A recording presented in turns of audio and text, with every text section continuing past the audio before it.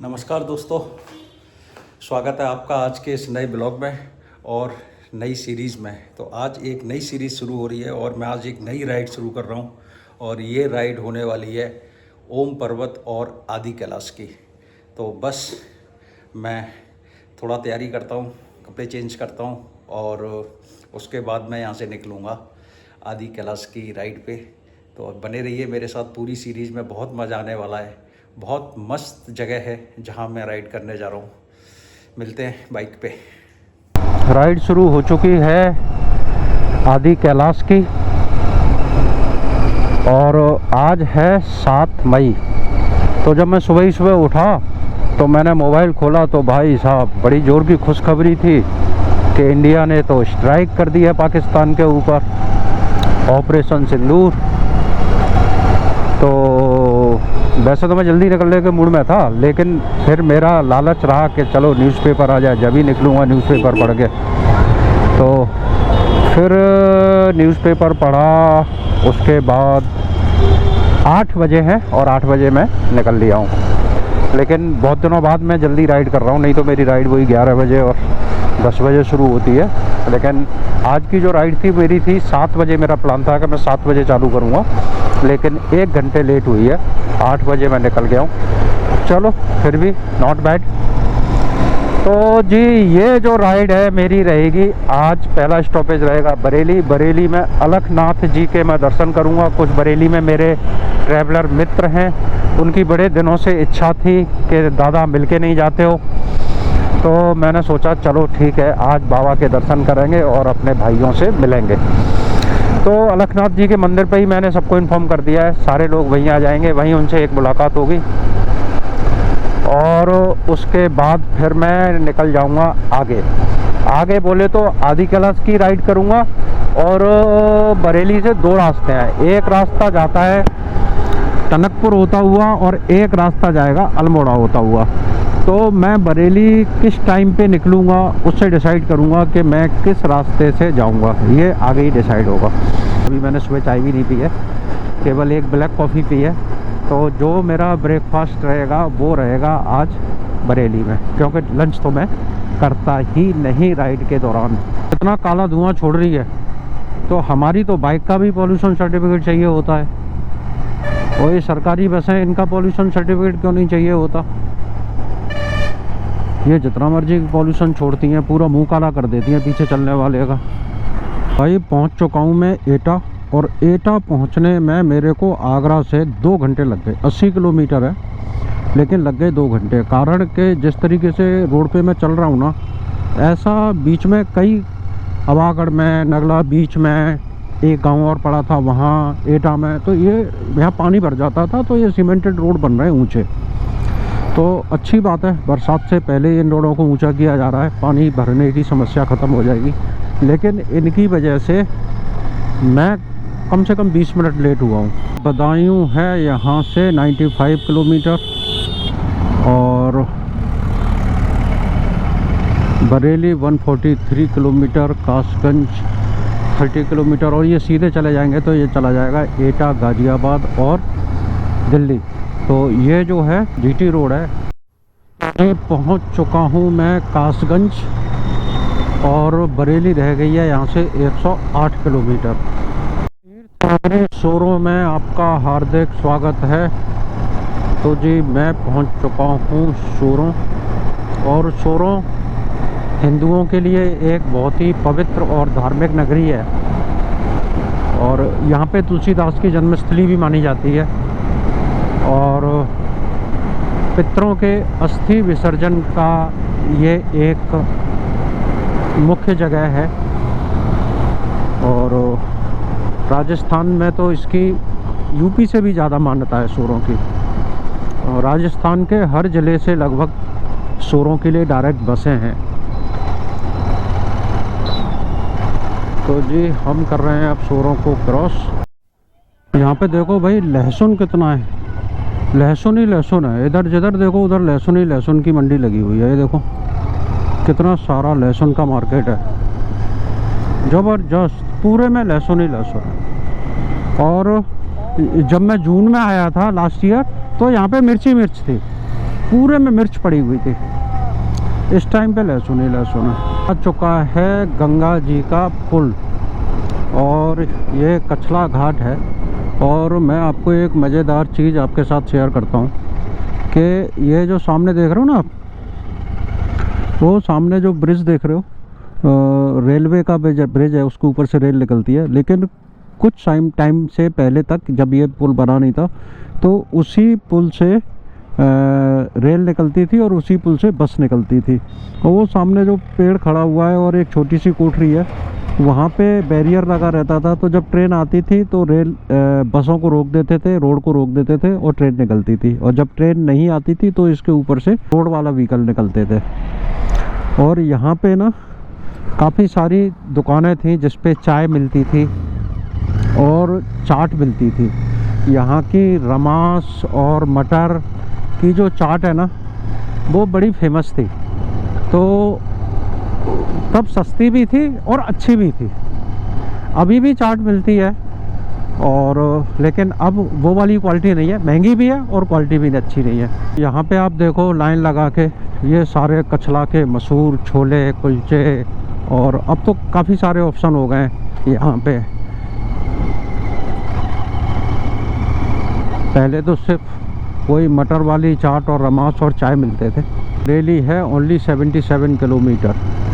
अरे वाह, काफ़ी अच्छा खींच दिया मैंने। तो यहाँ के जो ये पेड़ हैं ना, ये पेड़ मेरे को बड़े अच्छे लगते हैं। आप ये देखो कितने कितने पुराने पेड़ हैं। ये ट्विस्ट हो के इतने बड़े हो गए हैं। बड़े मज़ा आता है इन पेड़ों को देख के। अब तो रोड चौड़े हो गए हैं तो सारे पेड़ काट दिए जाते हैं, बहुत कम पेड़ बचे हैं। तो जी मैं पहुंच चुका हूं उझानी और यहाँ पे महाराणा प्रताप की मूर्ति का अभी अनावरण तो नहीं लग रहा मेरे को, स्थापित कर रहे हैं। महाराणा प्रताप की मूर्ति को स्थापित कर रहे हैं और अभी इनकी जन्म जयंती आने वाली है तो शायद उस दिन इसको उद्घाटन भी करेंगे। बदायूं का बाईपास, तो मैं बदायूं पहुंच गया हूं और यहाँ से मेरे ख्याल से 1 घंटा लगना चाहिए। बरेली की एंट्री इसी से पता चल जाती है कि राम गंगा नदी आ चुकी है। और अभी देखो, अभी आप देखोगे तो बहुत ज़्यादा पानी नहीं है, लंबा ब्रिज है ये। और इस नदी की विशेषता यह है कि जब बरसात में पानी आता है ना तो ये नदी कहर ढाती है, कहर। इतनी बाढ़ आती है इस नदी के कारण, आप सोच नहीं सकते।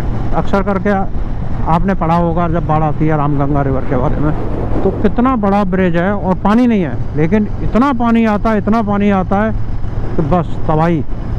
लो जी, नाथ नगरी बरेली में हो गई है एंट्री। एंट्री पे ही बना हुआ है त्रिशूल बाबा का और एक बना हुआ है शिवलिंग।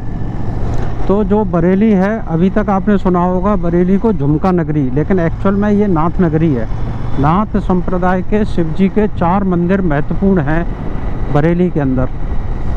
तो एक मंदिर है तिरुवटी महादेव, वो मैंने पहले एक्सप्लोर कर लिया है, पहले दर्शन किए हैं मैंने। और अब मैं जा रहा हूँ, यहाँ पे एक महत्वपूर्ण मंदिर है बाबा अलखनाथ महादेव मंदिर। तो अभी मैं जो जा रहा हूँ सीधा वहीं जा रहा हूँ। तो बाबा अलखनाथ महादेव मंदिर पे कुछ मेरे ट्रैवलर साथी हैं, वो मुझे वहाँ मिलेंगे, मेरा इंतज़ार कर रहे हैं, वो लोग पहुँच चुके हैं। तो जी ये आ चुका है मंदिर बाबा अलखनाथ का और रेलवे क्रॉसिंग अभी तो खुली हुई है। खुली क्या, इस पे तो भाई बंद ही नहीं है रेलवे क्रॉसिंग, पता नहीं क्या चक्कर है। तो बाबा अलखनाथ मंदिर आ चुका है।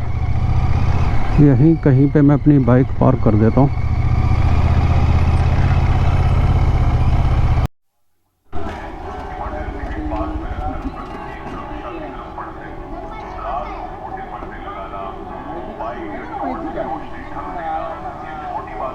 मैं मंदिर पहुंच गया।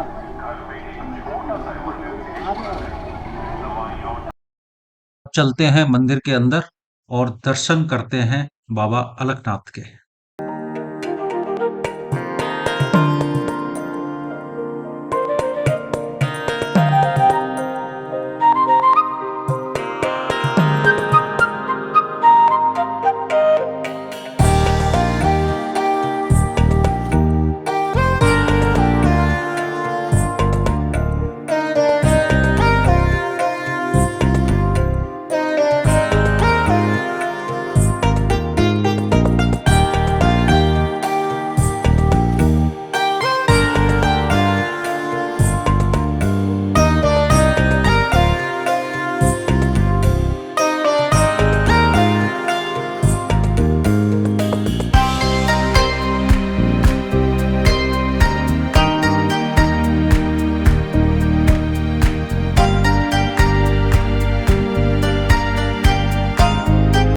बाद यहाँ पास में ही है एक तुलसी मठ गद्दी स्थल तुलसीदास जी महाराज बरेली। तो मैं दिखाता हूँ आपको।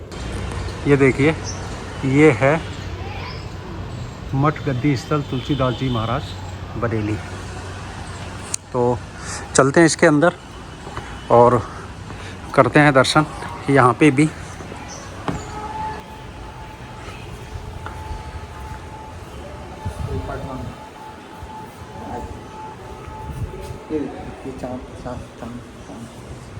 इस मंदिर का नाम मठ गद्दी स्थल तुलसीदास जी महाराज है। ये बड़ा ही प्राचीन मठ है। इसका इतिहास लगभग 6-7 हजार वर्ष पुराना है। इस क्षेत्र में किसी समय जंगल हुआ करता था और बहुत लंबा जंगल था जिसमें साधु संत तपस्या किया करते थे। उसी समय यहाँ के कुछ संतों द्वारा ऐसी तपस्या होती थी कि यहाँ पर भी बहुत सारे जंगली जानवर रहते थे। जो विपरीत व्यवहार वाले जानवर हैं वो भी साथ में मिलकर रहते थे, जैसे शेर और गाय, सांप और मोर। ऐसी स्थिति यहाँ बहुत समय तक रही। लगभग 500-600 वर्ष पहले जब यहाँ पर लखनऊ में नवाब आसिफउद्दौला का राज था तो वो भी यहाँ पर आया था और उसने ये देखा कि इस स्थान पर विपरीत गुण वाले, विपरीत नेचर वाले ये लोग कैसे एक साथ रह रहे हैं। तो बताया, उसके जो मंत्री थे उन्होंने खोजा, टिकैत राय ने, कि यहाँ पर कुछ साधु संत तपस्या करते हैं। वो तुलसी मठ आए और तुलसी मठ में जो वहाँ उस समय एक महाराज जी थे उनकी शरण में आए। तो महाराज जी ने उनको बताया कि नवाब तू तो खुद ही बहुत परेशान है, अपने कई व्याधियों से और संतान के लिए परेशान है।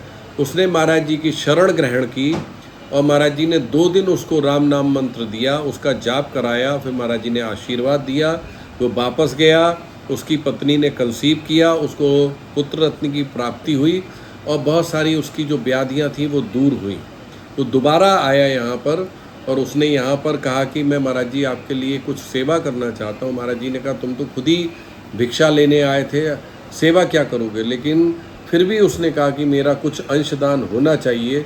तो यहाँ का जो शिवालय है, शिवालय का आप देखेंगे जो स्ट्रक्चर है वो उसके द्वारा सेवा में स्थापित करा गया और उसने यहाँ पर एक अपना चिन्ह दिया जो इस्लाम का चिन्ह है। वो यहाँ पर उल्टा है कि हम लोगों ने यहाँ पर नतमस्तक हुए हैं, हमने यहाँ पर कुछ ज्ञान प्राप्त किया है।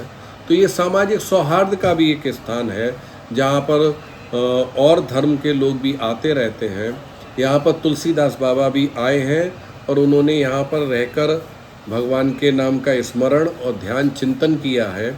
इसलिए ही यहाँ के स्थान को तुलसीदास जी से जोड़ा जाता है। आज के समय में भी यहाँ पर गौशाला, बहुत सारे विद्यार्थियों के अध्ययन कार्य, कृषि कार्य और समाज से जुड़े हुए बहुत अच्छे कार्यों के लिए ये स्थान जाना जाता है। आपने त्रिवटी नाथ मंदिर का नाम लिया, वो भी इसी स्थान का हिस्सा पूर्व में रहा है। आपने अलकनाथ मंदिर का नाम लिया, वो भी पूर्व में तुलसी मठ का ही हिस्सा रहा है। और एक विशेष चीज़ क्या है, तुलसी मठ आज से 50 वर्ष पहले तक तुलसी मठ के द्वारा ही राम जन्मभूमि की सेवा होती थी। अच्छा। तो ये दिव्य स्थान बहुत ही प्रसिद्ध स्थान है। यहाँ के आचार्यों का बहुत तप रहा है। आप यहाँ की वाइब्रेशन को स्वतः फील कर सकते हैं। लखनऊ के बहुत सारे साइंटिस्ट आए थे यहाँ पर, उन्होंने कहा था कि यहाँ की वाइब्रेशन बहुत पॉजिटिव है और एक ऊर्जा यहाँ पर जो है उसका हर समय बढ़ रही है, ऐसा आभास होता है। तो ये स्थान बड़ा प्राचीन है। मैं नीरज नयन दास यहाँ पर ठाकुर जी की और समाज की सेवा में बैठा हुआ हूँ। आपका बहुत बहुत स्वागत है, आपको बहुत बहुत साधुवाद है। आप बड़ी यात्राएं करते हैं, तीर्थ स्थानों पर जाते हैं और ऐसे दुर्गम स्थानों की यात्राएं करते हैं जहाँ लोग मुश्किल से जा पाते हैं। आपको इन सब चीज़ों के लिए, ऐसी एडवेंचरस लाइफ के लिए भगवान के चरणों में प्रार्थना है कि आपके ऊपर कृपा है। धन्यवाद महाराज जी। अलकनाथ मंदिर के दर्शन हो गए। तुलसी मठ बहुत विशेष था और लोगों को तुलसी मठ के बारे में जानकारी नहीं है, लेकिन बहुत विशेष जगह है तुलसी मठ। और ये जो मेरे आगे आगे जो चल रहे हैं ये प्रखर शर्मा हैं और बरेली के ही रहने वाले हैं, बड़े धार्मिक व्यक्ति हैं। प्रखर मान नहीं रहा है कि घर चलना है दादा, घर चलना है। हालांकि मैं घर चलने के फेवर में हूँ नहीं, लेकिन प्रखर का जो आग्रह है वो स्वीकार करना पड़ेगा। थोड़ी देर के लिए मैं जाऊंगा और उसके बाद मैं निकलूँगा आगे की राइड पे। तो आज कहाँ तक पहुँच पाऊँगा वो देखने वाली बात है। तो देखो जी, बरेली की गलियों में अपनी बाइक घूम रही है। छोटी छोटी गलियां हैं भाई, ये तो वृंदावन जैसी गलियां हैं।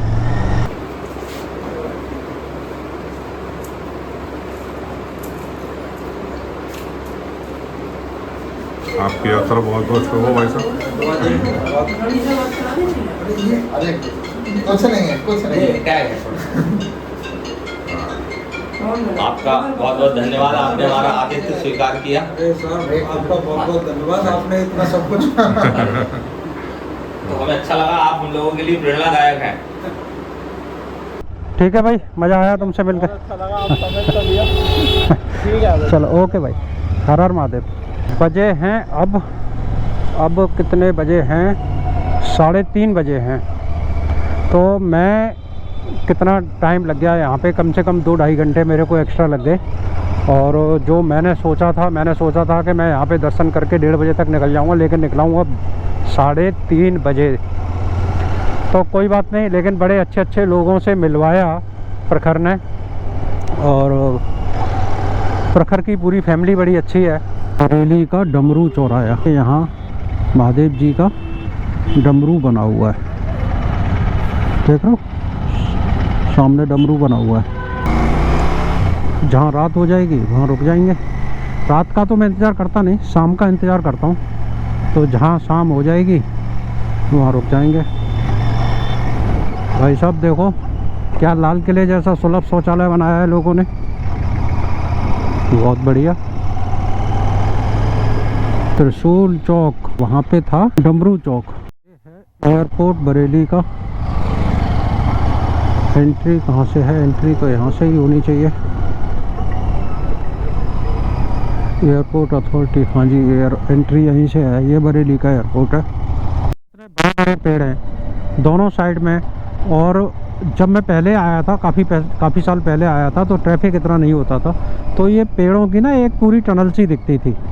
दिख तो अभी भी रही है, लेकिन अभी ट्रैफिक ज़्यादा है तो थोड़ा सा आगे वाले व्हीकल से नहीं दिखता है। लेकिन पेड़ कितने बड़े बड़े हैं, पुराने पेड़ हैं। और अभी जब मैं आ रहा था तो मेरे दिमाग में ये विचार चल रहा था, पता नहीं वो पेड़ देखने को मिलेंगे या नहीं मिलेंगे, क्योंकि रोड चौड़े होते हैं, पेड़ कट जाते हैं। तो अभी तो देखने को मिल रहे हैं। आप देखो दोनों साइड कितने बड़े बड़े पेड़ हैं, और पूरी वो टनल जो मैं कह रहा था ना कि पूरी टनल बन जाती है, वो अब आप देख पा रहे होगे। कितनी सारी बुर्जियाँ, कितनी सारी बुर्जियाँ हैं यहाँ पे। इनमें भूसा भर के स्टोर करते हैं। इतनी बुर्जी तो मैंने कहीं नहीं देखी, जबकि मैं इतना ट्रैवल करता हूँ। एक दो बुर्जी, किसी की 3-4 खड़ी होंगी, लेकिन यहाँ तो एक एक जगह पे 100 बुर्जियाँ हैं। यहाँ पे देखो कितनी सारी बुर्जियाँ हैं। ये देखो कितनी सारी बुर्जियाँ हैं। बहुत तेज चल रही है आंधी, और अब समझ में नहीं आ रहा कि मैं चलता चलूँ या कहीं रुक जाऊँ।